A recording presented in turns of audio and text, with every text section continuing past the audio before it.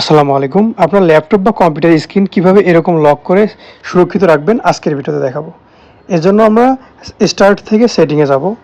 এইখান থেকে এই যে সেটিংস যে অপশনটা দেখতে পাচ্ছেন এইখানে একটা ক্লিক করব। দেন এরকম একটা ইন্টারফেস আসলে এইখান থেকে যে নিচে প্রাইভেসি লেখাটা আছে এইখানে একটা ক্লিক করে দেব। দেন এইখান থেকে উপরে একটা সার্চ বক্স দেখবেন। আমরা সহজেই আনার জন্য এখানে সার্চ করব, নয়তো একটা একটা করে খুঁজলে দেখা যাচ্ছে টাইম বেশি লাগবে। তো এখানে আমরা লিখব পাসওয়ার্ড, জাস্ট পাসওয়ার্ড লিখে দেবো। এখানে লিখে এখান থেকে ইন্টার দেবো বা ওকে করব। তারপর এইখানে দেখবেন চেঞ্জ ইওর পাসওয়ার্ড এই লেখাটা আছে, এইখানে একটা ক্লিক করবেন। দেন এইখান থেকে দেখবেন অনেকগুলো পাসওয়ার্ডের অপশন আছে, এইখানে প্যাটার্ন আছে, এইখানে যদি ল্যাপটপ হয় তাহলে ফিঙ্গারপ্রিন্ট আছে, অনেক ধরনের লক এইখানে আছে। তো আমরা যেহেতু এখানে পিন দেবো তাহলে এইখানে এই যে নিচে দেখুন এই যে পাসওয়ার্ড, এই পাসওয়ার্ডে একটা ক্লিক করবো। দেন এইখান থেকে অ্যাডে একটা ক্লিক করে দেবো। এরপর এখানে একটা অপশন আসবে, এইখানে আমরা পাসওয়ার্ড সেট করব। মূলত আমরা যেই পাসওয়ার্ডটা এখানে দিতে যাচ্ছি প্রথমে ওই পাসওয়ার্ডটা এখানে টাইপ করব।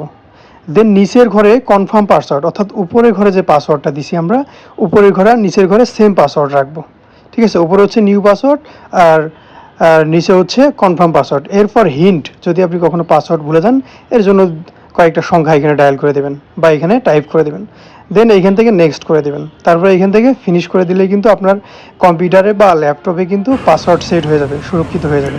এখন এইখানে দেখুন কন্ট্রোল এল প্রেস করলে কিন্তু আমাদের কম্পিউটারটা লক হয়ে গেছে। এইখানে যদি আমি ওই বর্তমান পাসওয়ার্ড যেটা আমি সেট করলাম ওইটা দিয়ে যদি এখানে ইন্টার করি বা এই যে অ্যারো চিহ্নতে ক্লিক করি তাহলে কিন্তু আমার কম্পিউটার লক খুলে যাবে। তো ধন্যবাদ সবাইকে, ভিডিওটি শেয়ার করতে ভুলবেন না। আসসালামু আলাইকুম।